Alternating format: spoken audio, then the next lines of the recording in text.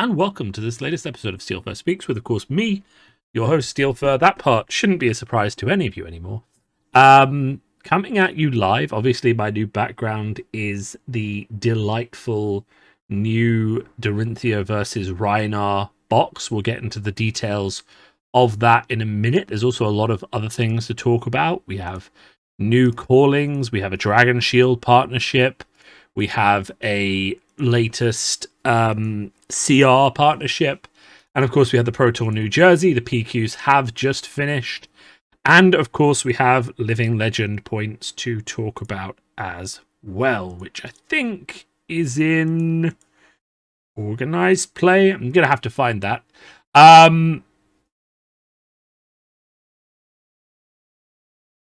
So yeah, actually they have just put out an update on the ProQuest recap week 2, week 3. We have all of those.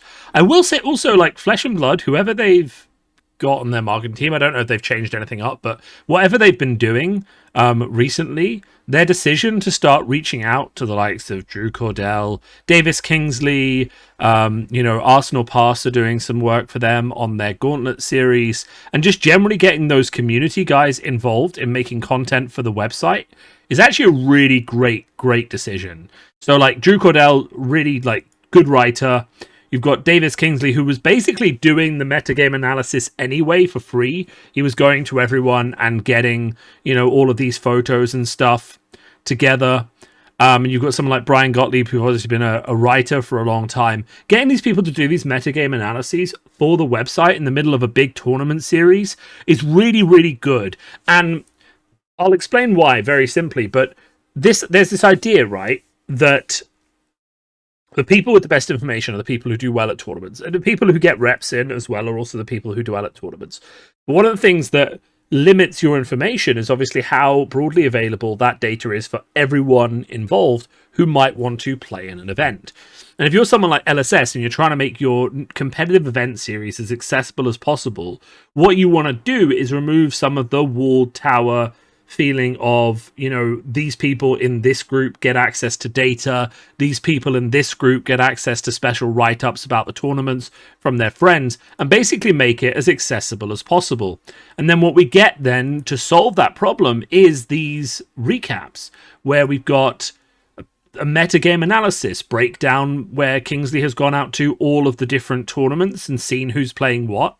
And this is an even playing field for people to be like, okay, at my local event, I might start to see a lot more Bravo and Prism, because those can be neck decked quite easily. And there might still be some Viserai, and it gives you a much better idea of what to play. This, as well, is also just super valuable as to who's actually making the top 8 and how that actually works. Because without that element, you again might struggle, if you're not as good at analyzing this data, to get that sort of information. And of course, who is winning and how much they're winning is greatly going to influence who and how many people show up to those events, even at a local level, because people do net deck a lot in this game. And I think this sort of data is just absolutely vital.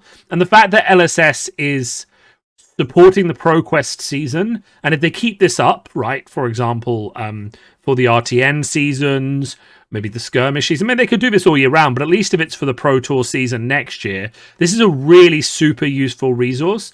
And you might think as a content creator, I'm like, okay, well, they're taking away some content that I as a creator could make, but I could talk about this. I mean, I've been talking about this already, the fact that Bravo is very highly represented, both in the overall Swiss, and then, of course, converting really well into the top 8, and, of course, converting really well from there into wins. And we have seen Prism and Bravo both coming up, Prism and Viserai both coming up as well, but the fact is that Star of the Show is dominating. Getting this data out there is vital. And something like this article here, where he's talking about actual decks that have won that people didn't expect to win, breaking down the key cards in the deck, and the sort of things that, that they need.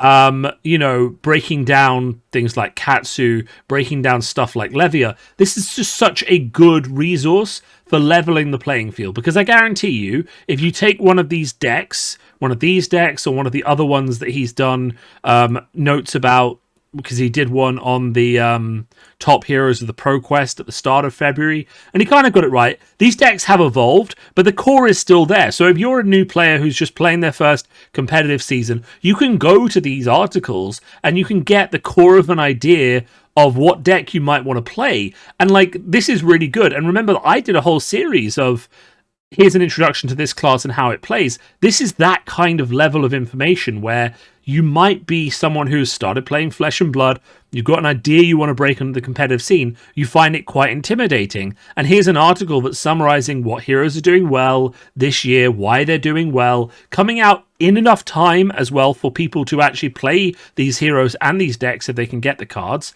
and just giving you confidence to understand the sort of heroes you're going to be playing at and what their kind of strengths and gameplays are.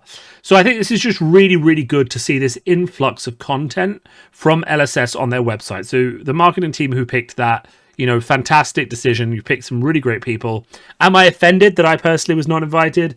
I've been really busy lately, so I don't know if I would even have the time to if I was asked to. So that's perfectly fine. And I think it's really good just to see people, pushing ahead with that. I will say, these as well, these kind of like Everfest gameplay series that Arsenal Pass has been asked to do are actually really, really good as well. Because one of the things they have done is push Hayden and Patrick into playing a lot more games publicly for the community. And those two people are, they have a great podcast, Arsenal Pass, if you haven't watched it.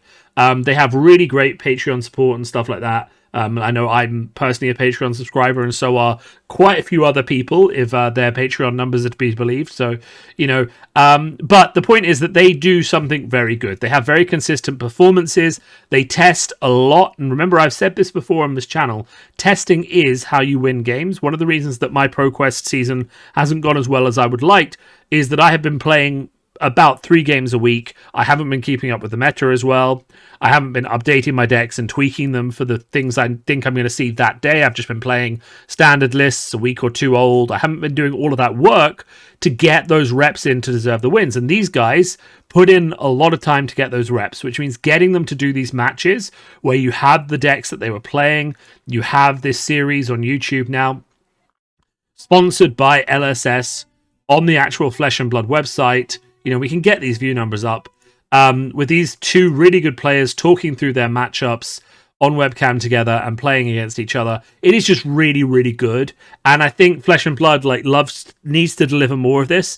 Don't be put off by the fact that only half of your subscribers watched it. That's not the point. The fact is that anyone who is concerned about this matchup or worried about these kind of matchups is going to have such a good time watching these 2 people play and talk through their plays. And this is the sort of content that helps people who don't have time to practice as much elevate themselves higher and gives them a competitive chance. So I think this is all really, really good. So moving on then, I guess, from the fact that LSS is doing a really good job with content, we can just talk about the week 3 recap. Obviously last week's recap, we're going to expect the week 4 recap soon. We obviously have ProQuests all over the place. We had a Katsu win, we had a Prism win, a Lexi win, which surprised everyone, a Briar win, which also surprised everyone. Chain didn't surprise people. Chain is a really strong hero. Bravo, Viserai, and then they even put in a mini interview with one of the players, which I think is just brilliant. All of this is really good. I'm kind of waxing lyrical about Flesh and Blood this week. And I will be honest, and we'll get to the new products in a minute, but they just seem to be doing everything right this month, with a few exceptions. But on the marketing side, they're doing a lot of fantastic things this month, with a few exceptions. And we'll get onto the few exceptions in a second. So it's just really good to see these roundup articles, see all the photos. It really makes you see how big the game is coming. And of course, we have the update on Living Legends. It is worth noting, and we still haven't seen the... Starvo didn't seem to win as much this week, which is good. He still won 1 event, 2 events, 3 events. So he's still going to get a decent chunk of Living Legend points, and there is still 2 callings to go as well, which give 200 points each to the winner of the calling. So... we're sitting here looking at a chance that Bravo Star of the Show could be Living Legend before the Pro Tour. Now, remember that just because he gets 1,000 points before the Pro Tour, the rules for Living Legend currently say that he will not be retired until the next main set that comes out. So even if he gets Living Legend points before the Pro Tour, he won't be retired until June of this year. But it does raise a lot of questions about playtesting at LSS, printing a new hero that is the strongest hero. Kind of a lot of what we talked about in the last podcast, so I won't get into it too much. But basically, we're in a situation where Bravo Star of the Show just keeps winning, even when heroes are going high-tech against him, like Prism. Viserai is changing his whole deck to meet him, and Bravo is still just taking the field away and getting all these Living Legend points. It does sort of point to a sort of bad, some balanced choices. A lot of people have speculated we could see a ban on Awakening, because essentially, if you look at all the cards that are happening in Starvo, there are a lot of problem cards. Going Crippling Crush, Oakenold, Crippling Crush, turn after turn is bad and hard to deal with, for sure. But you can tech against it by playing more defense reactions, or by putting enough pressure on them that they can't just hit you with those cards for free. And then, if you've got enough pressure on them, they have to start blocking, and, aggro decks can kind of push their way into Star of the Show. Or say that you can only Oakenold, but you can't, use Bravo's ability and then use Oakenold, because if you do, you have to take 25 damage, right? So there's lots of ways of engaging with the ability, but Awakening really is that linchpin card where even if I am beating you into a pulp, you can come in with a 14 dominate free attack, or a 16 dominate free attack with Pulverize, or another Crippling Crush, any of those things with no drawback to you. And all you really have to do is have Awakening and you don't have to have Starvo's ability. You could just have Awakening and come in with a free 14 damage Pulverize that I then have to block out or take lots of damage and get the on-hit effect. Or, you do it and you have Starvo because you have a pulse.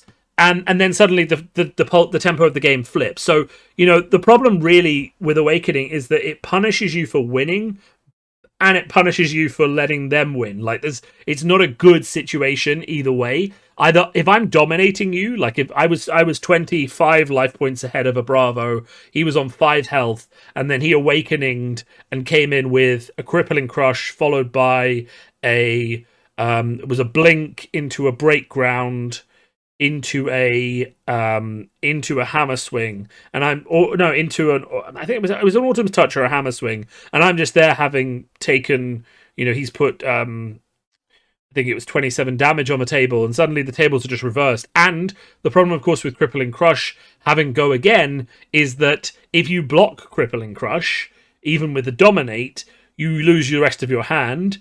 If you don't block it, you just take 13 damage and lose the rest of your hand. So you're kind of in a lose-lose situation. And that's all fueled by Awakening rather than any other specific problem. So I think if they are going to ban a card to address Starvo, whether or not they need to, remember, I'm not in the full, everything needs to go on the bandwagon statements. I think there is a lot of room in this game for metas to shift. I think we haven't seen the full development of the Pro Tour meta yet. I think Prism does have a very good game into Stavro. And I think the Stavro build that is needed to beat Prism isn't necessarily one that is as good into decks like Chain. There is a lot of breathing room in this meta still. And I just think in that context that we may not see a ban. They may want to see if people can adapt to Stavro in a new way that forces it to play differently. And they may just see where the Pro Tour ends up. And if that inevitably gets Stavro his Living Legend, then of course they can retire him naturally rather than having to make a ban. So I'm not 100% we're going to see a ban. If we do, I would expect it to be Awakening. If Awakening goes, then suddenly the other aggro decks get a lot better into Stavro, which then of course makes Stavro play more defensively, which makes Prism better into Stavro, and then I think the meta should kind of balance out, where Viserai is very good into Stavro and Prism is very good into Stavro, not so good into Viserai. Chain has a decent Viserai matchup. Prism and Stavro matchup, but it's not as strong as any of the others, and it will kind of come into like this 3 or 4 way triangle. And you'll have Katsu and stuff like that nipping at the heels. Because remember, anytime that Stavro doesn't have Awakening, Katsu can start to actually just force him to block a lot more. So, we'll start to see a more interesting shift. And of course, Ice Lexi will grow up there again. I think this number is big enough that LSS are probably quite worried about not only the impact of Stavro on the game, but also the perception of its player base as to how strong Stavro is. And I think with that context in mind, they may choose to act before the Pro Tour. Also, we have seen, as a company, they are quite favoured towards acting just before a big tournament to reward players who are skilled at deck building and adjusting to the meta. So it wouldn't be surprising to see them act in some way before the event to shake things up a bit. Speaking of shaking things up a bit, this is not going to be legal for the Pro Tour. It happens on the 27th of May. The Pro Tour is on the 16th of May. But it is coming, and it is going to be awesome. Look at the art on this box, guys. It is absolutely stunning. You've got Dorinthia here. You've got Rhinar here. They are different heroes. They've got different art. We already know the Dorinthia is a different hero. We can imagine the Rhinar will be a different hero as well. The Dorinthia gives go again to her weapons, and she has a specialization card in there as well that we don't know. The price is $50, probably going to be like £35. I think that's kind of exciting. That's a pretty good price for 2 out-of-the-box decks. They are ready to play Blitz decks. They have 2 cold foil heroes, which are the new Rhinar and Dorinthia, 2 cold foil weapons, which will be the new Rhinar and Dorinthia weapons. This may actually be the only place to obtain those cards, which would be quite exciting from a collector perspective, but also be a bit disappointing from a player perspective, because it means that these are less likely to sit on the shelves, so that new players can use this as an entry. So it'll be a bit tricky, a balance here, because stores will not want to invest a huge amount in boxes of ready-to-play starters. They'll want some on the shelves, but realistically, if every new player buys one, you still, you might get 20 sold in every couple of months or something like that. You might get people buying it to take home. So it is a good product, but you don't want like the 40, 50 of these sitting on your shelf, do you? But if everyone at your store buys one and there's none left for new players, then you have a different problem. I will say, though, that I think this is pretty good. Right? You get ready-to-play 40-card Blitz decks, 2 cold foil weapons, 2 cold foil heroes, 8 foil rainbow equipments. Remember, one of the problems with the Iris starter deck was that there was no equipment cards in there, so it didn't teach you how to play with that part of the game. An illustrated mini lore booklet, which hopefully has a few more tidbits, because I know people are very hungry for that WTR, that Wraith lore, and a quick start playmat. I'm not sure if this is an actual playmat or if it is a like a paper playmat, but hopefully it's something. I mean, I'm guessing by the shape of the box it's going to be a paper playmat, to be honest, though some people have speculated it will be a cloth one, just one of those cheap cloth ones. But I think if you were gonna put a cloth playmat in here, you would just you just cut that out and reduce the cost by like $10, right? That would be the only thing. Like, it's an entry-level product. You want to get people into your game as quickly as possible. I think rather than putting a cloth playmat in here, you'd cut the cost by $10 or something and just not put that in. And here we see the new Dawnblade. The first time it gets go again each turn, you may attack with an additional time this turn. This is an inherently better Dorinthia, by the way. So it's kind of interesting to see that that's what they're choosing. Yeah, to go with this. It also has a majestic rarity, which is quite interesting. So remember, Dorinthia, whenever the weapon hits, you may attack with it an additional time. This just gives it, you may attack with it an additional time. So this is a better Dorinthia. So we're going to have to wonder about this Dorinthia, right? Whether or not it's going to be legal, I guess, is the interesting question. Like, are you printing a better Dorinthia just to upgrade Dorinthia and give people this new option? If you are, then this can't only be available in this box because everyone who plays Dorinthia is going to need one. And then putting a $50 price tag on being able to continue to play Dorinthia is a bit rough. Not that people won't split this up or spread this out, but if it's reprinted in a later set, then of course it devalues the new player goodness of this feel and puts a time limit on how valuable these boxes are and how useful they are for new players, because you can just get the cards cheaper later on. So there's a few interesting things going on there when we see this upgraded hero ability. I will say that this is a much more solid version of Dorinthia. It may be young hero only, so they might be happy with this, bringing Dorinthia up a bit more to match the level of some of the newer, more powered up Blitz heroes might be their goal. And then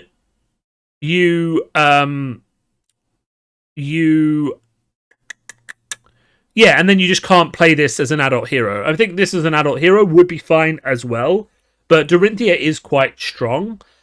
She's not strong in every meta. Prism does knock her down a bit, and this doesn't really save her from Prism. But it is, it's still a very interesting ability, very strong, excited to see it. And this is called, like, Glistening Steelblade, I think, because we can see the Steelblade down here, and we can see Glisten, we can see GILS, and I've been playing a lot of Wordle, so I'm fairly confident that is Glisten. So this could just be Glistening Steelblade, and she's just looking at the sword. It's going to say your next weapon attack gains +2, or it's going to say your next weapon attack gains go again, and then it's going to be like whenever you hit with a weapon this turn, put a +1 counter on it. And the new Dawnblade, so remember there is a new Dawnblade because we've got Dawnblade Resplendent, which is a new Dawnblade. It's probably not going to get +1 counters itself, but it may have some ability tied towards if it's attacking for the second time it gets +1 or something like that. Something that keys with this ability but doesn't give the +1 counters, but kind of gives you an alternative strategy for playing with the Dawnblade, and maybe getting a less of a permanent bonus, but a bigger temporary bonus. Like it could be like every time you attack this weapon for the second time this turn, it gains +2 or something like that, as a bit more of a spicy option. The other thing I'm really excited about, actually, to be honest, this is brilliant. I can't wait to see this on the shelves. I can't wait to point new players towards it. I do wish it had those packs we talked about of 20 extra cards that could turn this into a CC deck. I don't think it would cost that much to add 20 more cards to each of these decks as sort of like a CC upgrade package. And I'm really I wish that was in there because that would make this a 10 out of 10 product for me. But I think even without those, this is a great product. Cold foil heroes are going to mean these boxes sell to both collectors, current players, and new players. I've already heard a lot of people who play Rhino and Dorinthia talking about splitting these. It's going to make the new players feel a lot more special because they've got these special cold foil heroes and weapons that look really good. Making the rainbow foil cards, equipment cards, rainbow foil as well, is just a perfect touch. There's no reason not to do these really nice things for new players that make them feel appreciated and give them really nice cards to look at. One of the main selling points for Flesh and Blood is the fact that the equipment is in play. It's rainbow foil. It doesn't get scuffed. It doesn't get shuffled. It just sits there looking great in front of you, along with your hero and your weapon. You feel like an iconic RPG hero from the very get-go, and giving you these cold foils and rainbow foils that you start and play with, even as a new player, is just fantastic. We really appreciate that. The only thing I will say, this is my worry about this set, if these are the only places these cold foil heroes and weapons are available. Now remember, these are going to be Blitz only by my prediction. She's not going to be a double-sided hero. Though I will say having a double-sided cold foil hero in these boxes and not giving the cards to upgrade to a CC deck is a misstep. But if you had that 20 card package for CC and a double-sided cold foil hero, young and adult, that let them switch between both, it would be amazing. But if you had a double-sided hero anyway that gave the person some incentive to collect some cards and build a CC deck, that would also be really, really good. So if these heroes do come, and if they're double-sided, so that new players have that incentive to think, oh, I've got this adult version as well. Let's build a CC deck soon. Let's give that a try once I'm done with my Blitz deck. That would be such a nice touch. I don't think we're going to have it, but If it was there, it would be amazing. I've also got a question mark in my head as to whether these cold foil weapons are going to be limited to being played by these specific heroes that they have. That would be a way, because really what we want to avoid with this, we basically we need to find this beautiful middle zone where enough existing players buy this that it justifies the production of these kind of products, and it justifies stores buying these products because they sell a lot of them or enough of them to justify the investment and keeping some around for new players. We don't want the situation where lots of older, basically all of these are bought by old players looking for these collectible cards. The cold foil ends up being worth more than the box itself, as happens with Pokemon starter decks. And then people are buying these to get one or two cards, like happens with some Magic Commander decks. And basically you can't buy the Commander deck if you want it because the price of those cards is worth more than the Commander deck. So people are just buying them anyway for those cards. Or these cards are mandatory to play those heroes, and therefore everyone has to buy one if you want to keep your collection up to date for competitive play. You know, like, because, for example, I'm a collector. I don't play Warrior, but I do play Brute sometimes. I will buy this to have it on the shelf and have those cards available to me in case I need them. And also, that is also true, because as much as I would love to see a power card like a Command and Conquer or something like that reprinted in here, I actually think that would be a mistake, because that will push the price of this box and its desirability for normal players up massively and may just lead to a sellout of this unit, which would be great for LSS's bottom line, and I would understand if they did it, but I would also think it would be a terrible mistake, because one of the thing we need to do is find that sweet middle spot where enough people are buying this because they want those cards and they want to experience it. Like, I'll buy one and do a review. I'll try and find someone of my friends who doesn't play Fab, and I'll do a review of the experience with them. But my point is that if all of them sell out to people like me or my friends, then there's none of them on the shelves for new players. So there needs to be a sweet spot with this. We'll have to see what cards LSS chooses to include. It will be a mistake to include too many new cards. It would also be a mistake. It's a double-edged sword. It's Dorinthia box. To say that these cards aren't legal in Blitz constructed, but because that would stop them being bought en masse to augment Dorinthia in Blitz. But it would also mean that they were always available for new players. But it would also mean that new players couldn't transfer very quickly from this deck to Blitz. So I wouldn't do it that way, but I just wouldn't make this too desirable or make it not desirable at all. So there needs to be a balance. I'm sure they'll find it. Let's see what it looks like. I'm super excited for May. We also have something that was announced today, which I am really hyped about. I don't think you're seeing this on the day I'm recording it, but it was announced today on Monday, which is the Fab Dragon Shield partnership. I only use Dragon Shield sleeves. I have tons of them. At the moment, I'm really super hyped about the black and coloured ones, which just look really clean with the black on the inside of the sleeve and the colour on the back. Eucalyptus, I've been buying those. They're really good. Dragon Shield just survive for ages. I also have these patented Steelfur Dragon Shield logo sleeves, which you may see me playing at if you meet me at the Pro Tour in New Jersey. And, you know, they're really fun as well. So I really like Dragon Shield. All my boxes are Dragon Shield. All my sleeves are Dragon Shield. I use Katana as well for a while. I think they've really earned their reputation as just being really good sleeves. I know their motto is tough as scales, but genuinely, I do think Dragon Shield, they have a few miss boxes every now and then. You get one that wasn't stuck together properly, that kind of falls apart. But, you know, I feel like most of the time they are the best. And then the news that we are getting Dragon Shield art sleeves of some of the heroes. I am just super psyched about that. I think no matter which heroes they put on there, people are going to be disappointed. I think when we inevitably see that it's Prism, Chain, Viserai, who's the other Runeblade? Oh, Briar. When it's those four heroes, we're all going to be a little bit disappointed.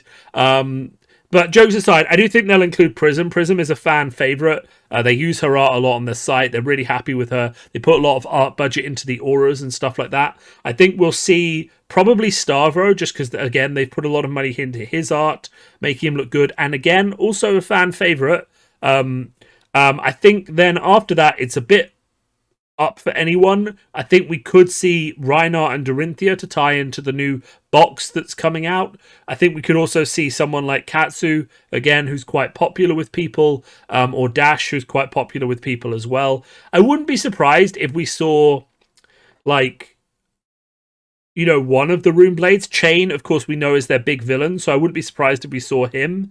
But I could imagine them going Prism, Chain, okay, we've got enough from Monarch, let's use Stavro, and then they have another slot which could go... Azalea's really popular, they could use her, but Ranger's not, like, the best class, so they might go based on the classes that are performing, so they might give it to you know, they could give it to a Katsu, or they could give it to you know, Dash or something like that. I don't know. I will say I personally think that they have missed a little bit of a trick, which is that whilst the hero art is great, I would also love like this on the back of a sleeve. It might be hard to fit the whole map on it, but I would absolutely love the Flesh and Blood map on a sleeve. So hopefully that will happen soon. I just think that's generally great. The only other thing really of news that's happened this week is, of course, the Comprehensive Rulebook 2.0 is published and now in effect. So what does that mean for everyone? It means lots of things. This bit here basically means that if I'm attacking with a Spectral Shield, previously, if something destroyed the shield while I was attacking, the layer would not resolve, the combat chain would close, which means even if the shield had Go Again, I would not have Go Again. That has not happened again. That has been fixed. So now, if the Spectral Shield is destroyed, I still keep my Go Again. That means Savage Swing, Merciful Retribution, doesn't destroy my shield, so I keep Go Again, which is good. It's awesome. We like that.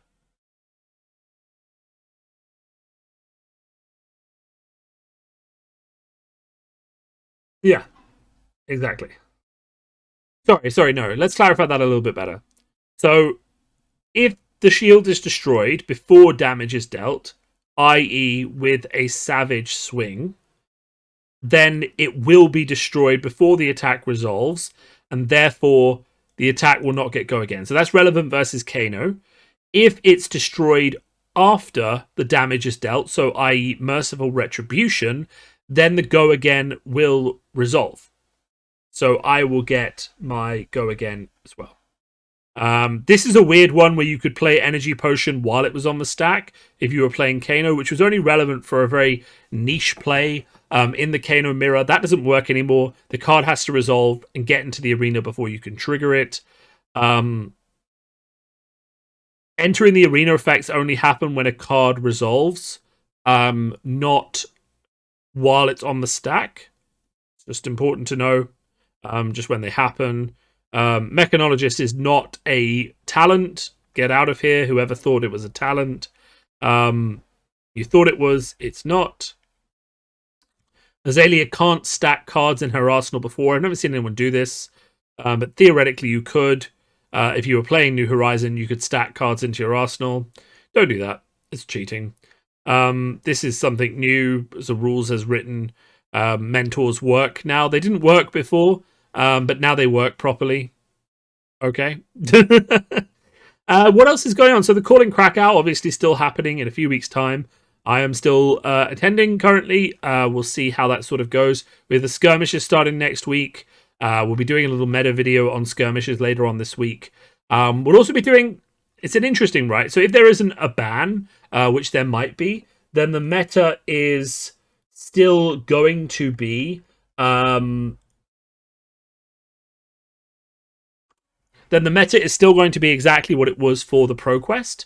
So, you know, we kind of have a lot of those answers and those questions solved. And I'll be doing deck techs over the next few weeks, both on the Prism deck that I played. So good news for everyone, right? If you're still listening, you're clearly a fan and you should like my video and possibly even subscribe to the channel so you get my notifications as I'm spamming my videos less often on the pages. But I did actually do quite well in my last ProQuest, right? So all the practice that I had for getting my deck at Bristol sort of came together. I took Prism into the ProQuest at Canterbury. I think it was a 30-person ProQuest. I played against a...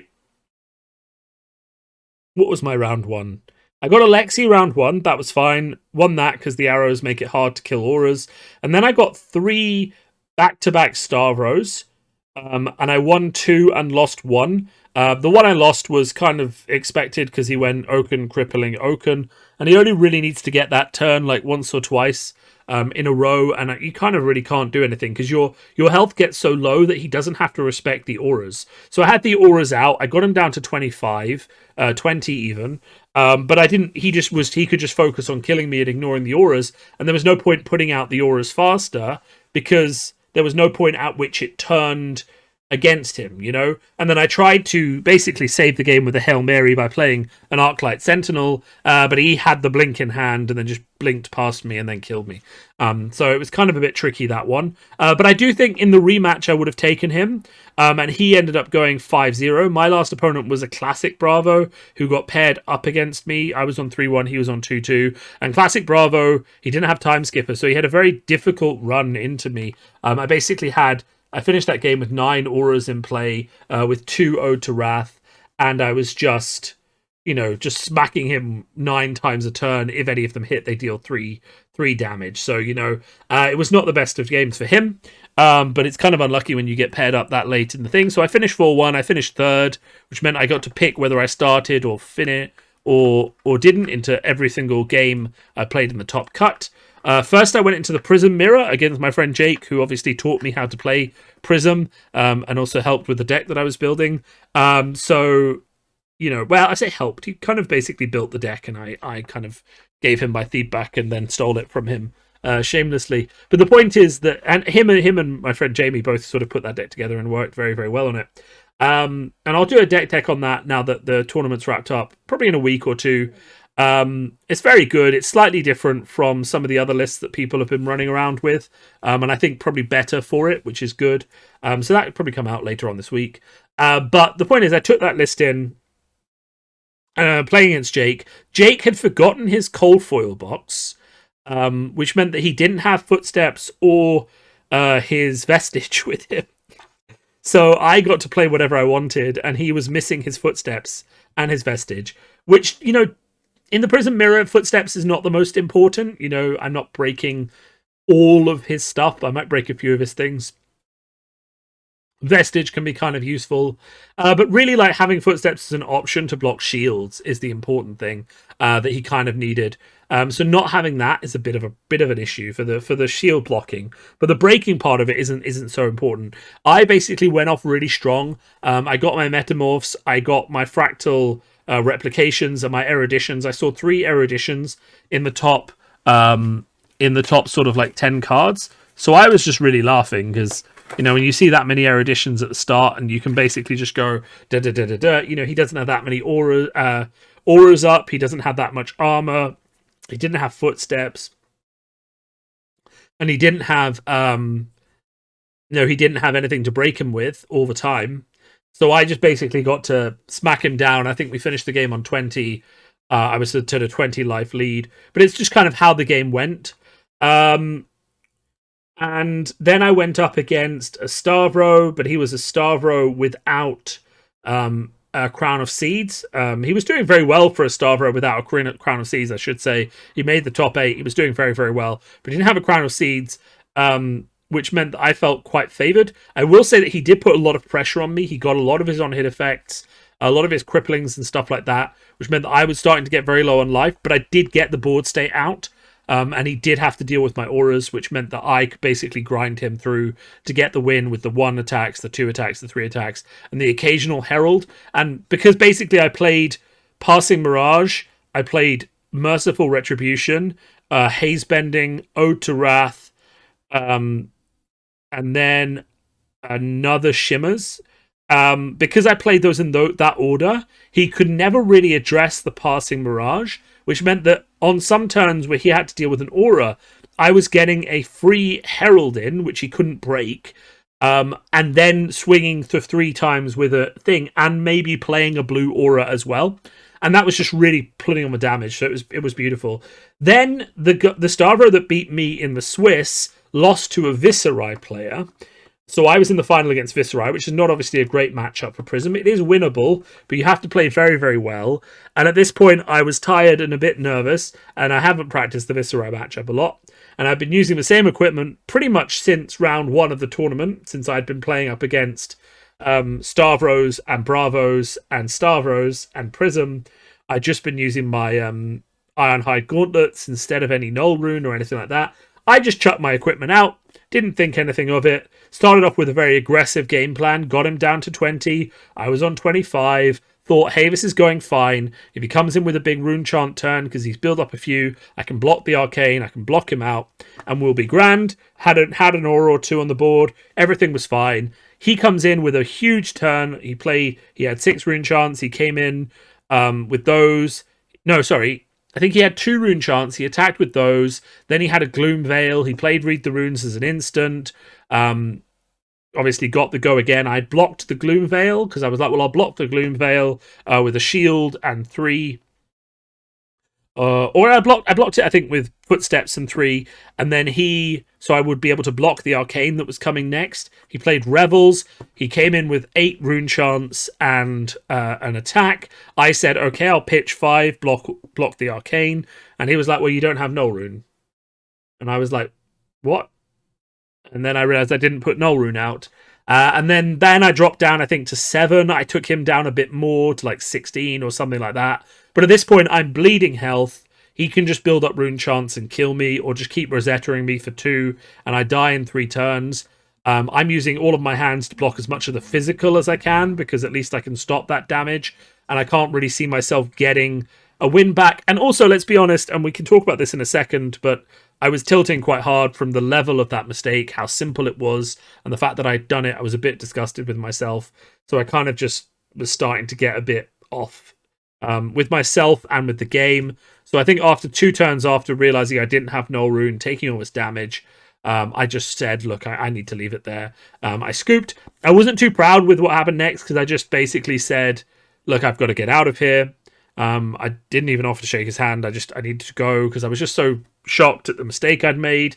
And I just went, I quickly grabbed my prize and said, look, I've really got to run. And just basically went outside, because we were in a basement. The venue is nice. It's got lots of fans and everything, but I was just feeling the stress. I was feeling the weight of like finally getting to a ProQuest final after just not playing well for a few weeks and forgetting my deck and loads of other stuff going wrong. And then in the ProQuest final, I made this really simple mistake at the start of the game, which didn't cost me the game, because he was playing very, very well. So I'm not saying, oh, I would have just won if I had played Null Rune, but I think it would have made it a match rather than what happened, which was a bit of aggro from my side, a lot of aggro from his side, and then him basically being able to take me down quite easily with no counterplay really from my side on that option. So, and my friend was like, well, you could have kept trying to aggro it, and I should have like, this is the thing, right? So I wasn't proud of how quickly I left, but I really just did need to get outside after that, because I was just feeling pretty naff, to be honest. And that does happen. I've obviously since apologized to my opponent, as well as the venue, for rushing off so quickly, because it is being a bad sport. I acknowledge that. Normally I don't do that.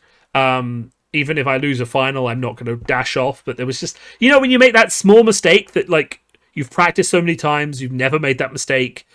You shouldn't make that mistake, you do, and then it messes with your head a little bit. So I just needed to get out of there. So I did, and I've since apologized to everyone, and just said, look, this is what was going on, and it can't really be helped. I mean, it's good to understand for yourself as well. This is obviously a takeaway when you get into that bad headspace. What you can do to stop it, is it go outside, cool off? Is it say, look, just give me a minute and just take some deep breaths? You can do that during the finals of a tournament. I mean, there's no time limit. If you say, look, I can't believe I made that mistake, just give me a second to recover, your opponent can wait for you. It's not really slow play, because you both know what's happened. You both know what's going on. And, if they pressure you, you can just be judged, like, just give me a minute. Like, it's not that ridiculous, right? Is it? So we have that happened. And yeah, that's kind of the way it works. So Jiang Newen, I think his second name is, won the Pro Quar. He won a gold foil Mage Master Boots, which is a gorgeous card, and won the PTI. And that's it really. I will take this opportunity because we've had a bit of a discussion afterwards where it may emerge that I don't know if he can get a visa for the US. There is, so it just as a note, people always check that you can get into the country that the Pro Tour is in before deciding whether or not you want the Pro Tour invite, right? Because other people, people might want it as well, and it's so much easier to figure it out on the day and sort out where it goes to and all this sort of stuff before you leave the venue and things like that. But that's not the point. I'm not, he thought he could get in. He had a visa before it expired, whatever. That's not the point. Let's not get into that. But I will say that it is just worth, always check that you can get into the country you're going to before you take a PTI. But the main thing I want to talk about actually is that our discussion today highlighted something for me that I think is actually very important, right? The way that Pro Tour invitations this year were handled has actually been pretty unclear, right? And part of this just comes down to an acronym. Now, I work in telecoms. Acronyms are our bread and butter, right? And I do security work as well. And anyone who works in security will tell you acronyms abound. But I will say that this is a really bad mistake, right? Because the way that you get into a Pro Tour is by getting a Pro Tour invitation, a Pro Tour invite, a PTI, or by getting a professional tournament invitation, a PTI. You should not have the same acronym for things that behave differently. How do they behave differently? This is important. A Pro Tour invite is one in the ProQuest of a tournament. A Pro Tour invite gives an invite to the next Pro Tour that is happening. In this case, it will be to the Pro Tour in New Jersey. There will be more ProQuests likely happening later on this year before the European Pro Tour in Europe. A professional tournament invitation given out at events like the Calling, Battle Hardened, Pro Tours, and things like that is redeemable for any professional level event, including Worlds, including Pro Tours, that you want to go to. You have one of those in the bank, you can use it on anything. There are important differences between these. A Pro Tour invite from a ProQuest is not transferable according to the information that LSS has given us here. It is usable for specifically the winner of the event or the losing finalist if the other person has qualified via a ProQuest event. I've also seen it being given to, and this is quite smart, we'll give into this, but it should be qualified in the law, in the rules. That I've also seen it being given to the losing finalist, even if the winner doesn't have a ProQuest invite, if the winner cannot attend. And we'll talk about why that's smart in a second. Well, actually, no, let's just talk about it now. Okay, so the Pro Tour invites at these events are handled reasonably well.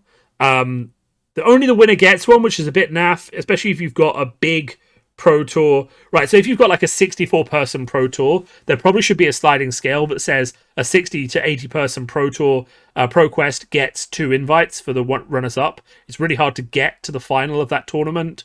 There could even be a cap that says like if you get 124 players, the top 4 get an invite. I think not having a sliding scale on this really punishes certain communities like the Netherlands and Poland, who have huge communities who could have 90, 60, 70 people showing up for a Pro Tour. And the fact that that number of people show up and can only get one invite compared to loads of like 30 people showing up to one in London or Scotland or somewhere like that and getting an invite as well just feels a bit unfair.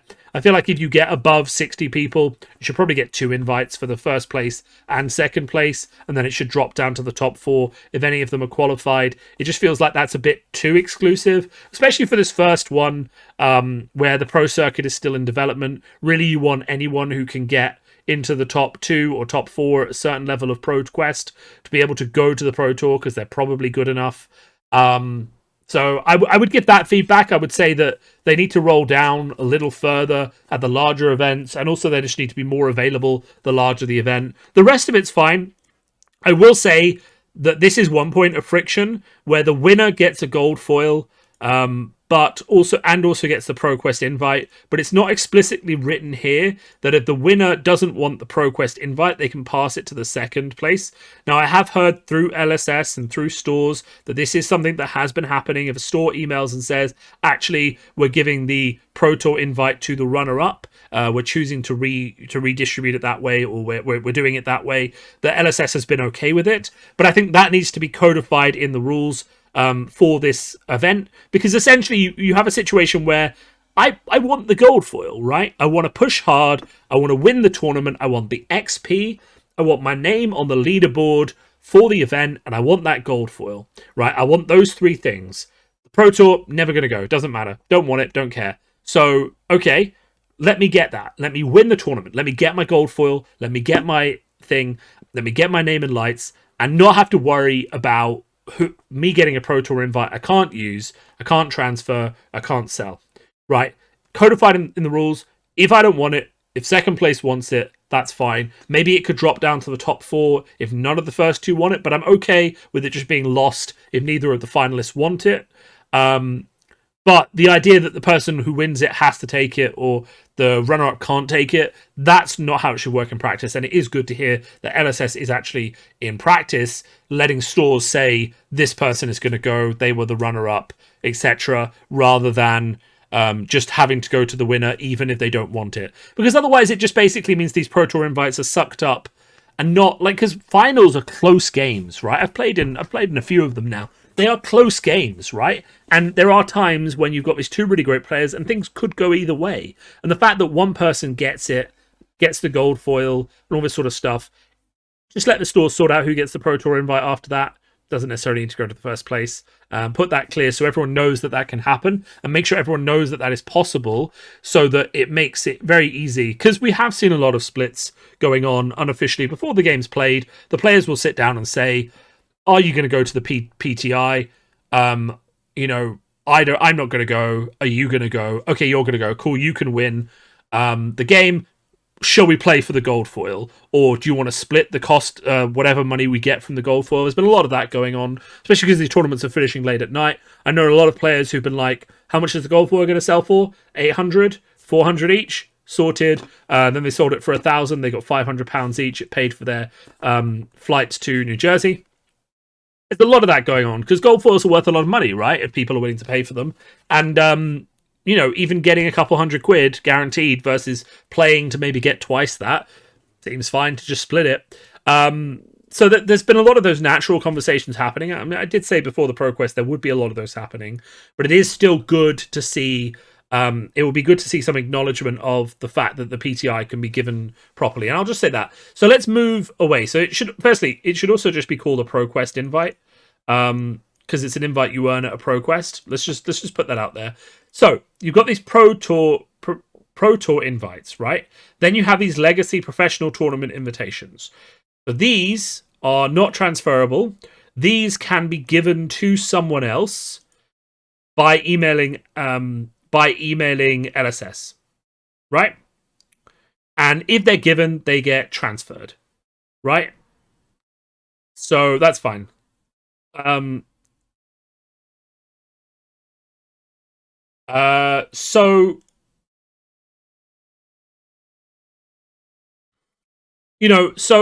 But there's a lot of confusion about this because they have the same name. I've seen quite a few players who have won a ProQuest and then posted, will exchange my gift invite for money. So they won it, they thought they could sell it, they kept it away from their opponent. They didn't offer it to give it to their opponent because they thought that it had a monetary value to them. Now, it's correct, very correct, that it is not transferable to anyone except the opponent in the finals of the ProQuest you played in. But it is not correct that because they have the same name. That's the problem that's causing confusion. It should have been very, very clear from the start that these ProQuest events were not tradable in the same way. And all it would have to do to be clear is for them just have a different name, right? Which they do have, but different initials. But that should be clarified somewhere on this event. So that's a learning for the next one. Make it clear that if you win a ProQuest, you cannot gift it to someone. But if you have one of these mythical professional tournament invitations from a higher level event, that can be given to someone else. Okay, so that's just good. That's just a point that's come up, right? A lot of people have also thought that they could gift one of these 90-day 90-day or 100 lifetime experience invites if they get one. You also cannot do that. You can, if you have one of these professional tournament invitations, give that to someone and get your 90-day or global invite that way. I have seen some people do that. Of course, you could also keep this for Worlds whenever that's happening, as I'm sure that'll be very exciting. That's just worth knowing. So that has been a point of some confusion I've seen come up in multiple events on Discord and things like that, where people have said, oh, I've won this, how much is it worth? It's like, no, you can't sell that. You can sell one of these from Nationals if you have one, but this is not transferable to anyone except the other finalists. This is just important. So these are bits of just sort of like language and confusion that I think LSS need to tighten up. Pro Tour New Jersey is looking like a fantastic event. I am super excited to be going. As I say, I hopefully have a PTI, and you know, I'm going to be there playing in the Pro Tour on Friday and then scrubbing out of the Pro Tour and playing in the calling for the rest of the weekend. But that is okay because we are going to be there for the hype, for the channel. I will have my Steelfur sleeves with me. I will have a t-shirt that says Steelfur on as well, assuming it's nice and warm in New Jersey in May. And who knows, maybe I'll come up with some other swag before then. I've got 2 months. Anyway, that is all I wanted to talk about. This is a mega episode after treating you guys very meanly for the past... you people very meanly for the past sort of, couple of weeks. But, life has been busy. I finally had a bit of headspace to sit down. And also I wanted to talk about the ProQuest because I'm much, much happier with how I did in that last one. And it's such a relief just to have one solid ProQuest under my belt after a few weeks of sort of just having rough... after just having a rough few weeks of ProQuest, not being able to practice. And as I always say, guys, practice is the key to winning, right? Practice smart, practice the right things, practice in a way where you're talking about games, that you're learning about games, but ultimately the reps are what get you across the line. And if you've got to go to 5 ProQuests to get enough reps to do very, very well in the 6th one, that's what you got to do. Just get in there, play the same deck, make some tweaks, switch decks if it's really not the right deck for the format, and just go with it. Right, just go with it. Thanks a lot for listening, and of course, if you have listened this far, you are clearly one of my best fans, so make sure you subscribe to this video.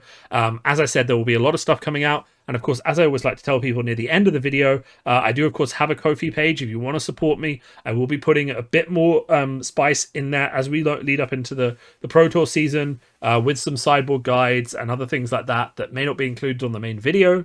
But that's just, my way of giving back to the people who have supported me and supported me in this channel every month. Those are also the guys who I just, let's face it, if you join my Ko-fi, whatever tier you're subscribed at, and you send me a message being like, what's this deck like? What's the meta like? I'm going to answer those questions, right? And I'll do that while I've got enough people that I can do a one-on-one sort of thing. And if I get like 10 people who are messaging me every week, I'll start a Discord and I'll just message all of you guys together and it'll be fine. So, if you want one-on-one interaction, that's how you get it. But also, to be fair, if you don't want to give me money, you just want to talk to me, then feel free to say hi because I'm pretty friendly and I'll respond anyway. So thanks a lot for listening and have a great week.